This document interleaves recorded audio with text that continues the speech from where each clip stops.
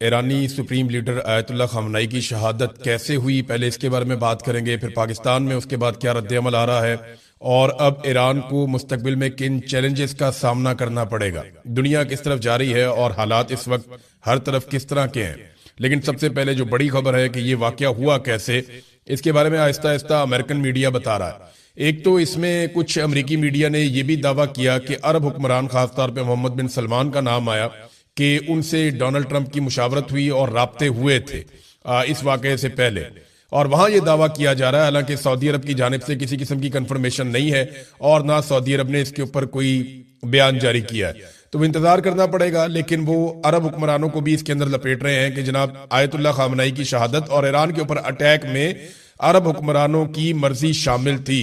जबकि कुछ अर्सा पहले हमने ये खबर भी दी थी और सऊदी अरब में और अरब ममालिक के जो अखबार हैं उनके अंदर ये छपा भी था कि सऊदी अरब ने अमेरिका को ईरान पर हमले के लिए अपनी एयर स्पेस देने से मना किया था। बहरहाल ये जो खबर आई है, न्यूयॉर्क टाइम ने ये इंकशाफ किया है कि आयतुल्लाह खामनेई को कैसे शहीद किया गया। न्यूयॉर्क टाइम्स के मुताबिक CIA कई महीने से आयतुल्लाह खामनेई की जासूसी कर रही थी। CIA को ये इंटेलिजेंस मिल चुकी थी कि हफ्ते की सुबह आयतुल्लाह खामनेई आला ईरानी ओहदेदारान के साथ एक अहम मीटिंग करने जा रहे हैं। CIA ने अपनी इंटेलिजेंस, जिसमें आयतुल्लाह खामनेई की लोकेशन के बारे में दुरुस्तगी पाई जाती थी कि जनाब ये मालूमात बिल्कुल ठीक है, इसराइल के साथ शेयर की। पहले इसराइल और अमेरिका का इरादा था कि रात के वक्त हमला किया जाए, लेकिन हफ्ते की सुबह मीटिंग की इतला मिलने पर दोनों ने दिन के वक्त हमले का वक्त एडजस्ट कर लिया। ईरान भी सुबह के वक्त हमले का सोच नहीं रहा था।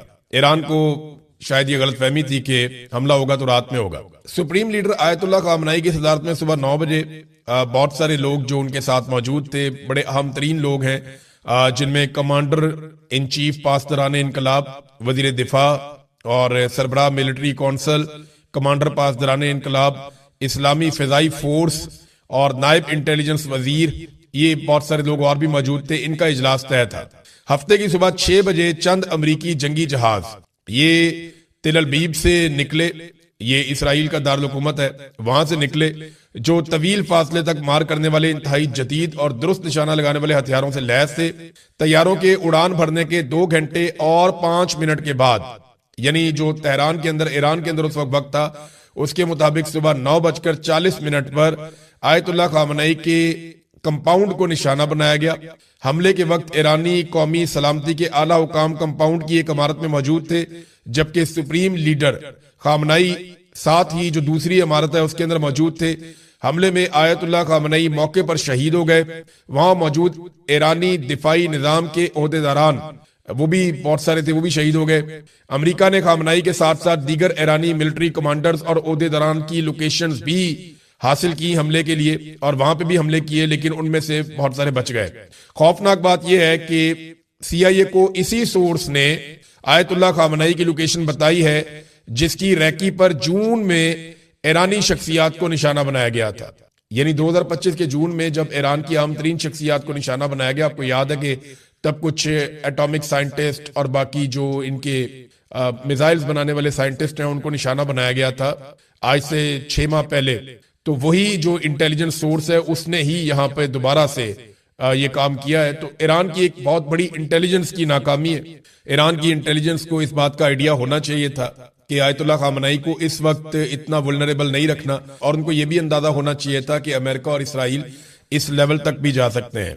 क्योंकि देखें, सरबराह मुमलिकत को नॉर्मली इस तरह अटैक नहीं किया जाता, लेकिन थोड़े दिन पहले वेनेजुएला के सदर को अमेरिका उठाकर ले गया, तो अब आप क्या तवक्को कर सकते हैं। बहरहाल ये ईरान की इंटेलिजेंस का फेलियर है और CIA जो अमेरिका की टॉप इंटेलिजेंस एजेंसी है, उसने ये मालूमात गैदर की हैं अमेरिकी अखबारात के मुताबिक, और उसमें उनका साथ दिया इसराइल ने, और इन्होंने ये एक बड़ा टारगेट अचीव किया ईरान के अंदर, जो वो बड़े अरसे से करना चाह रहे थे। ईरान के लिए एक बहुत बड़ा धचका है। ईरान के लिए नहीं बल्कि पूरे मुसलमान मुल्कों के लिए धचका है। दुनिया में बहुत सारी जगहों पे आयतुल्लाह खामनेई की बड़ी कदर भी है। खासतौर पे आयतुल्लाह खामनेई एक बड़े सख्त गिर इंसान थे कुछ मामलात को लेकर। खासतौर पे फलस्तीनियों के लिए इन्होंने बड़ी आवाज उठाई, हमेशा अमली जिद्दोजहद भी की है और अपने मौकिफ से पीछे नहीं हटे।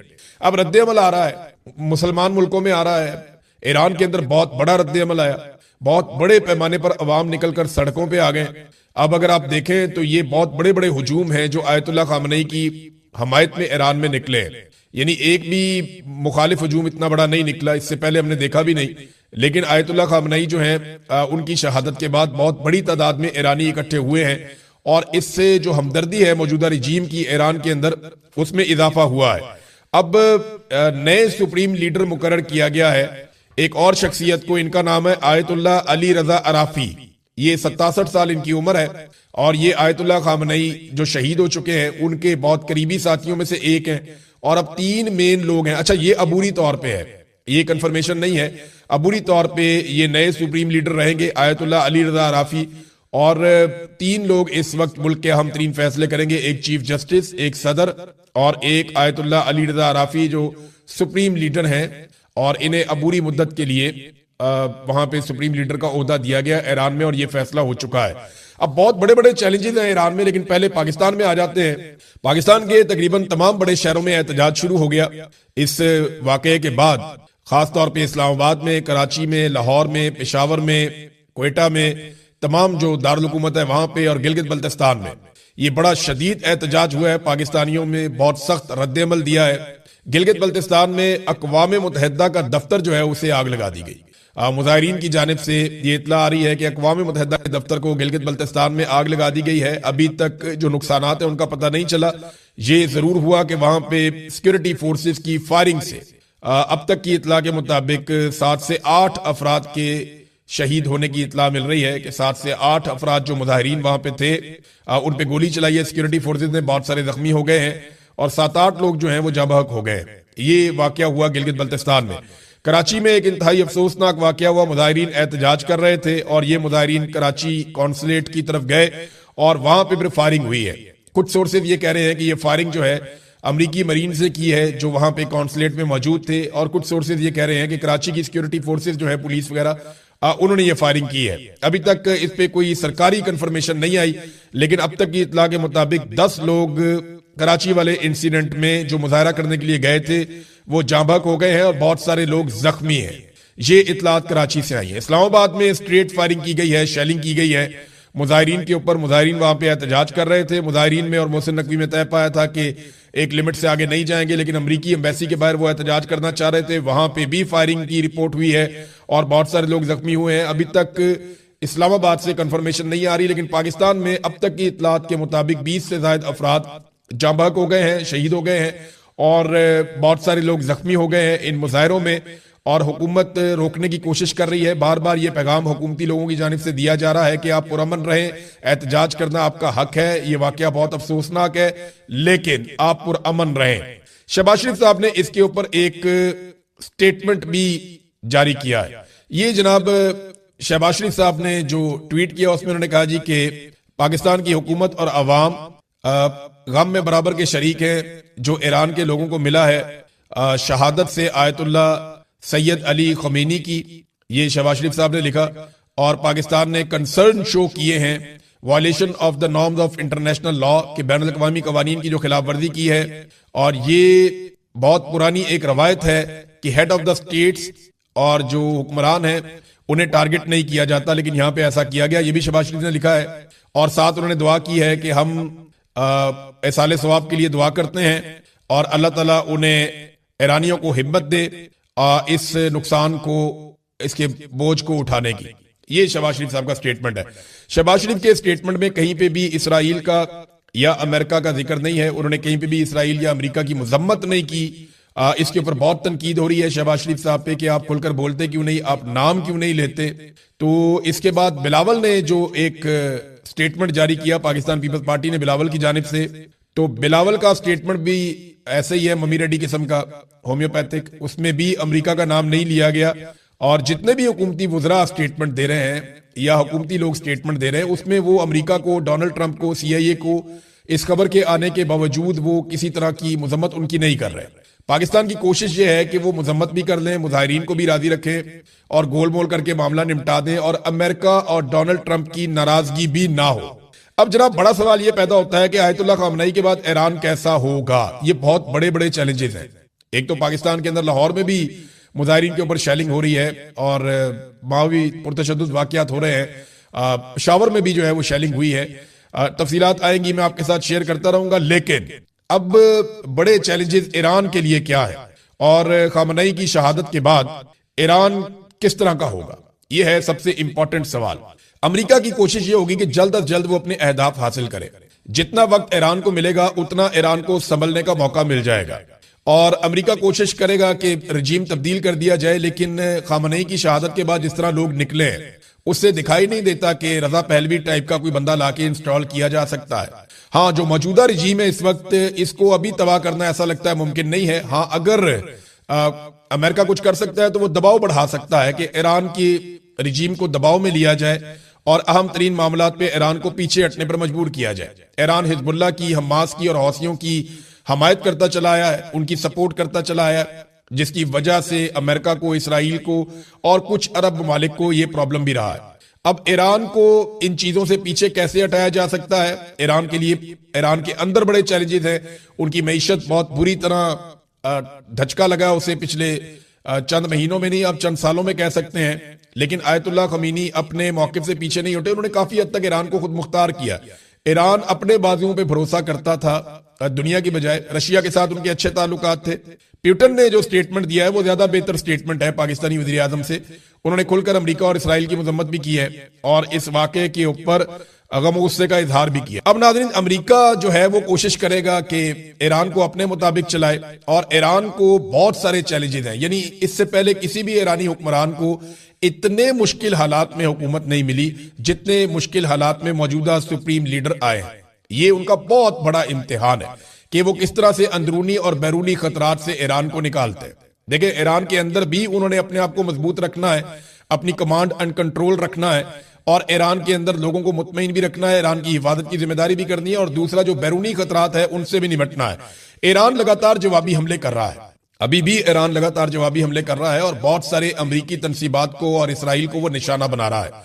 इसराइल का नुकसान बहुत थोड़ा हुआ है, इसराइल और अमेरिका दोनों का नुकसान थोड़ा हुआ है। उसकी वजह यह है कि इनका बंदोबस्त ईरान की निस्बत बेहतर है। ईरान क्योंकि एक बहुत बड़ा मुल्क है, वहां बेशुमार लोग हैं, जब आप अटैक करते हैं तो सिविलियंस की कैजुअलिटीज होती हैं। इसराइल पे जब अटैक किया जाता है तो इसराइल जेर जमीन बंकर्स में चले जाते हैं, वहां पे वो महफूज रहते हैं, उन्होंने पूरा बंदोबस्त किया हुआ है। तो अब तक की इतला के मुताबिक 6-7 इसराइलियों से ज्यादा हलाकतें रिपोर्ट नहीं हुई और कोई 20 के करीब इसराइलियों का बताया जा रहा है कि वो जख्मी हुए हैं। अमेरिकन का नुकसान रिपोर्ट नहीं हुआ, उनका दिफाई साजो सामान का नुकसान हो रहा है, इंफ्रास्ट्रक्चर का नुकसान हो रहा है। लेकिन अमरीकी फौजी कितने मारे गए हैं इस बारे में हमारे पास कंफर्म इतलात नहीं है और ईरानी मिसाइल अमेरिका तक पहुंच नहीं सकते, वो बहुत दूर है। ईरान को अरब ममालिक के साथ भी कोई हल निकालना पड़ेगा और अगर उनकी सरजमीन से ईरान के ऊपर अटैक होता है तो ईरान किस तरीके से इस सारी सूरत को मैनेज करता है। मैं आपको इसकी मिसाल ये देता हूं कि पाकिस्तान के ऊपर पाकिस्तान की हुकूमत कहती है कि भारत हमला करता है अफगान सरजमीन से फितनतुल खवारिज को इस्तेमाल करते हुए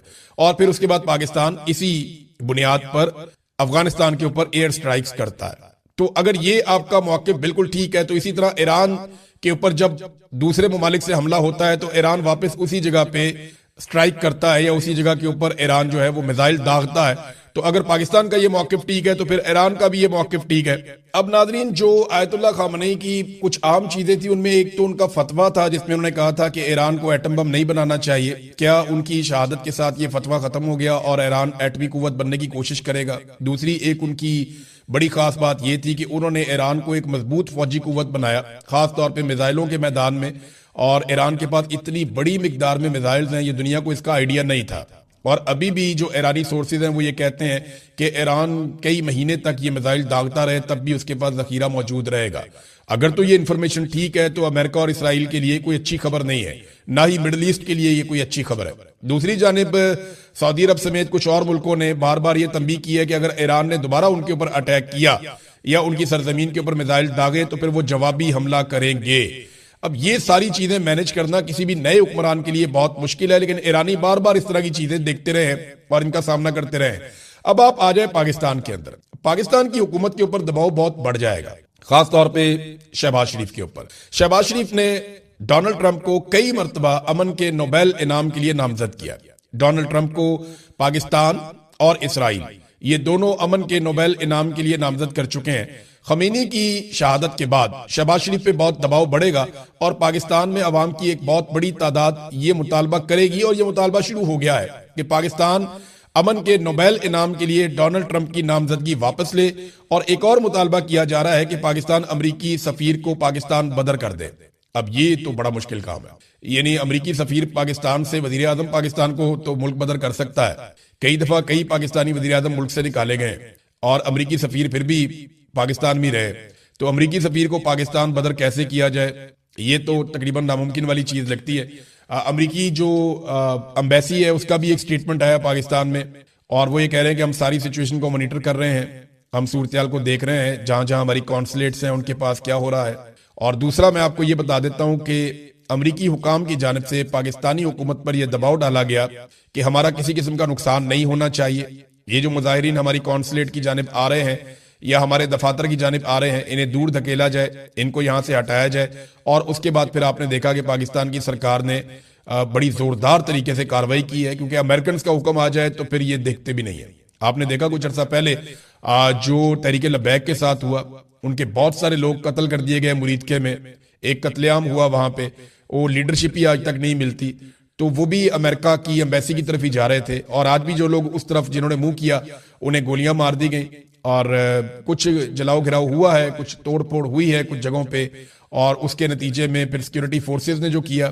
और कुछ इतलात के मुताबिक अमरीकी मरीन्स जो मौजूद हैं कराची में, ये अभी कंफर्मेशन नहीं है इसकी, लेकिन ये दावा किया जा रहा है कि अंदर से फायरिंग हुई है और उसके नतीजे में मुजाहिरीन जाँ बहक हुए हैं। तो पाकिस्तानी हुकूमत वही करती है जो अमेरिका से उन्हें हुक्म आ जाता है, और पाकिस्तानी कितने भी मारे जाएं, कितने भी पाकिस्तानियों का कितना भी नुकसान हो जाए, इससे कोई फर्क नहीं पड़ता पाकिस्तान को या पाकिस्तानी हुक्मरानों को। उन्हें हर हाल में अमेरिका की जानिब से जो हुक्म मिले वो उनको पूरा करना पड़ता है। अब ये जो मुतालबात है ये बड़े खौफनाक है। अमरीकी सफीर को मुल्क बदर करो, ये एक मुतालबा सामने आ गया मुजाहिरीन का। दूसरा ये आ गया कि डोनाल्ड ट्रंप की जो नामजदगी है उसको शहबाज शरीफ साहब वापस लें इस इंसिडेंट के बाद। इसराइली वजीर आजम नेतन्याहू एक मरतबा नहीं कई मरतबा ये कह चुके हैं कि वो पहले ईरान को और फिर पाकिस्तान को टैकल करेंगे, क्योंकि इन दो मुल्कों से खतरा था इसराइल को, और वो ये समझते हैं कि मुस्तकबिल में भी खतरा हो सकता है।